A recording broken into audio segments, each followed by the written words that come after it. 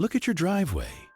Look at your neighbor's driveway. Look at the shiny metal boxes sitting there, reflecting the Sunday afternoon sun. Now, look at the clothes on your back. Look at the phone in your hand, that sleek piece of glass that cost more than a peasant in the 1400s would earn in a lifetime. You look around and you see stability. You see the American dream. You see the middle class. But I am here to tell you that your eyes are lying to you. I am here to tell you that what you are looking at is not wealth, and it is not stability. It is a hallucination. You are standing in the middle of a carefully constructed movie set, and the plot is a tragedy. You are looking at debt masquerading as success. You are looking at slavery dressed up in designer labels. You are looking at the great middle-class lie. Welcome to the wake-up call you did not ask for but desperately need.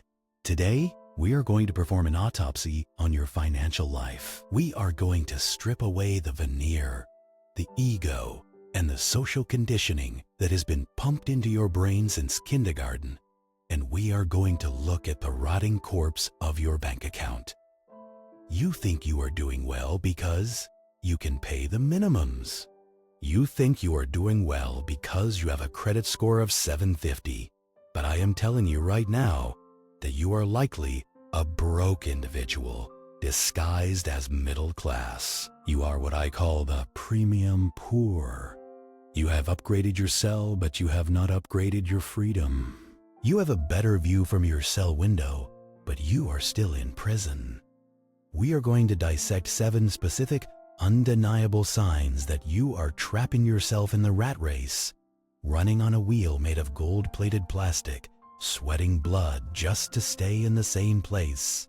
And I am warning you, this is going to hurt. It is supposed to hurt. Pain is the only thing that breaks the hypnosis of the matrix. If you get offended, good. That is your ego trying to protect the parasite that is eating your future. So, sit down, shut up, and listen to the cold, hard mathematics of your own enslavement. The first sign, and this is the most obvious badge of the premium poor, is your relationship with the automobile. Let us talk about the car. That 2-ton metal box sitting in your garage is not an asset. It is a financial black hole. If you have a car payment that eats up 10, 15, or 20% of your monthly income, you are not middle class. You are a servant to a Japanese or German manufacturing conglomerate. Do you understand the napkin math here? You take out a loan for $40,000 to buy a vehicle that'll be worth $20,000 in 4 years? You are paying interest on something that is rotting away while you drive it. That is toxic leverage. You are financing the destruction of your own net worth. The system has convinced you that you need a reliable car to get to work. That is the trap. You need transportation. You do not need a heated seat to warm your backside while you drive to a job you hate to pay for the car that takes you there. It is a circular logic designed by geniuses to keep you poor. You see a luxury SUV. I see a ball and chain. You see leather seats. I see the skin of a financial slaughter cattle. If you are driving a car that looks like you are rich, but you are sweating when the check engine light comes on because you do not have the cash to fix it, you are the definition of a broke person in a costume. Let us go deeper. Sign number 2 is the house poor phenomenon, the cornerstone of the modern slavery model. You have been told that your home is your biggest investment. That is a lie. Your home is a liability until you sell it, and even then, it is questionable. You stretch your budget to the absolute limit to buy a house in a good neighborhood so you can impress people who do not care about you. You sign a 30-year contract. 30 years. Do you realize that is a prison sentence? You are paying property taxes, insurance, maintenance, and a mortgage interest rate that front-loads the profit for the bank. For the first 7 to 10 years of that mortgage, you are basically paying rent to the bank. You are a glorified tenant with the privilege of paying for a new water heater when it explodes at 2 in the morning. And because you are house poor, because 45% of your take-home pay goes to the walls around you, you have no liquidity. You cannot invest. You cannot take risks. You cannot quit your job. The bank owns you. You are just sleeping in their collateral. You have traded your mental sovereignty for a kitchen island and an open-concept living room. Now, let's talk about the dopamine drip. Sign number 3 is the subscription lifestyle. You are bleeding to death from 1,000 paper cuts. It is not just the streaming services, though. Those are designed to keep you sedated and docile.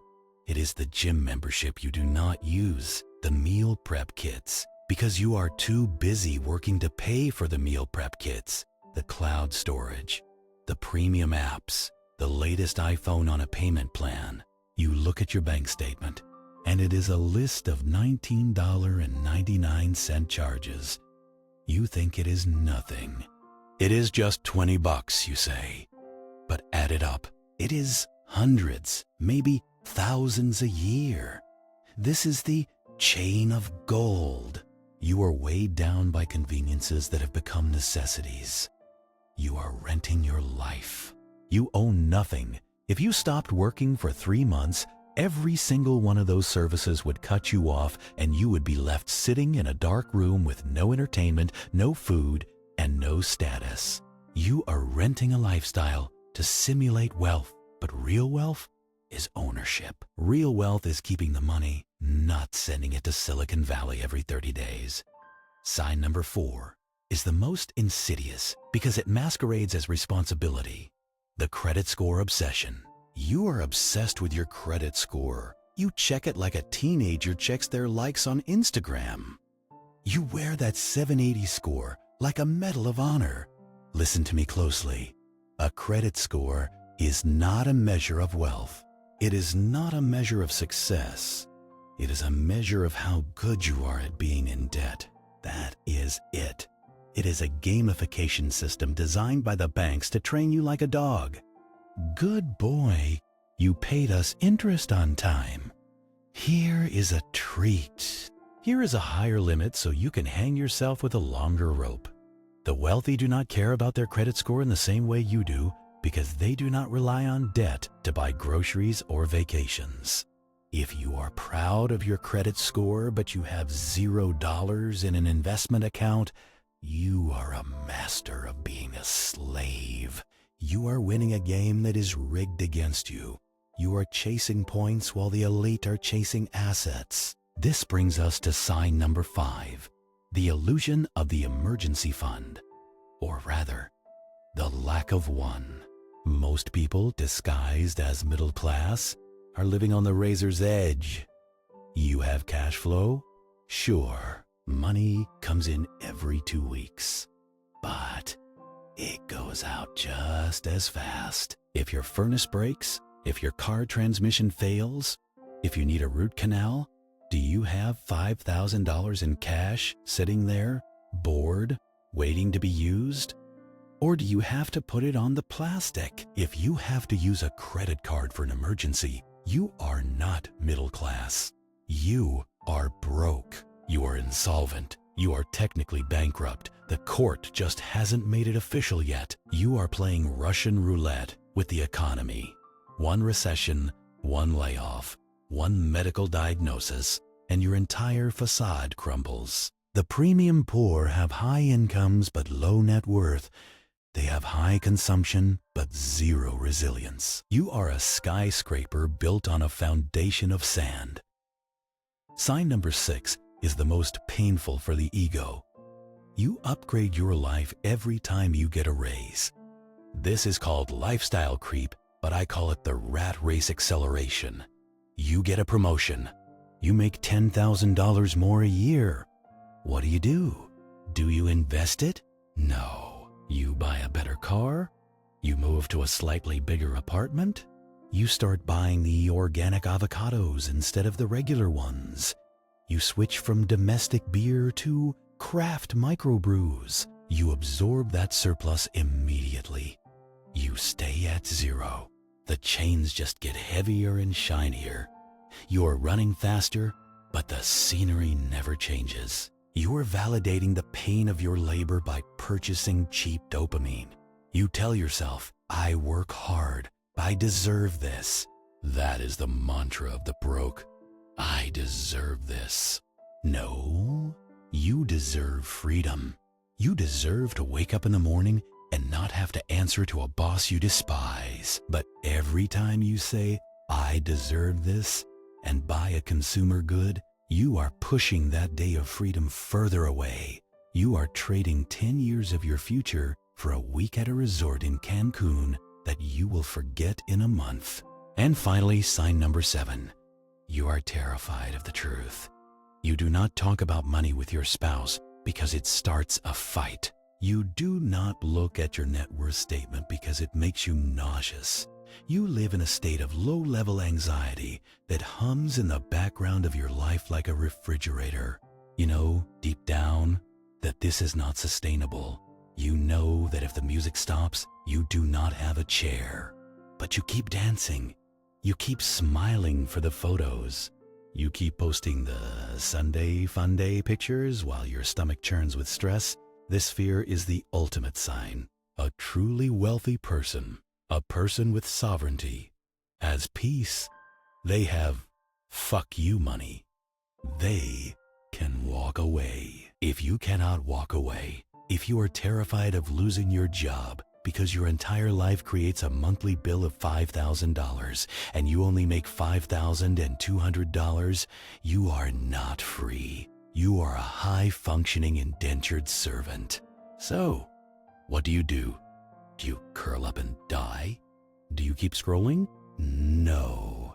You wake up.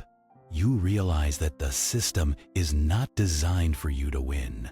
It is designed for you to play. And the only way to win is to stop playing their game. You need to become aggressive. You need to strip your life down to the studs. Sell the car. Yes, sell it. Buy a beater. Who cares what the neighbor thinks? The neighbor is broke too. Downsize the house? Cancel the subscriptions? Stop eating out. Embrace the pain of discipline so you can escape the pain of regret. You need to adopt napkin math as your religion. Every dollar that leaves your hand must be interrogated. Are you buying me freedom or are you buying me chains? If it is buying chains, you cut it. You need to stop trying to look rich and start trying to become free. There is a massive difference. The former is for the rats. The latter is for the sovereigns. This is a war for your mind. They want you to be a battery that powers their profits. I want you to be a gladiator. I want you to unplug. It takes 3 to 5 years of radical, obsessive, almost insane focus to break out of the gravitational pull of the broke middle class. It requires you to be weird. It requires you to say no when everyone else says yes. It requires you to kill the ego that demands to be fed with luxury goods. I want you to leave a comment below. I want to know who is really listening and who is just letting the algorithm wash over them. If you are ready to stop pretending, if you are ready to kill the rat inside you, comment the phrase "burn the stage," because that is what we are doing. We are burning the set. We are tearing down the fake facade of the middle-class life so we can build something real on the ashes. Burn the stage. Let me see who the real ones are. Stop buying things you do not need with money you do not have to impress people you do not like. The cage is open. The door has always been unlocked. You just have to stop staring at the shiny objects and walk out. Get to work.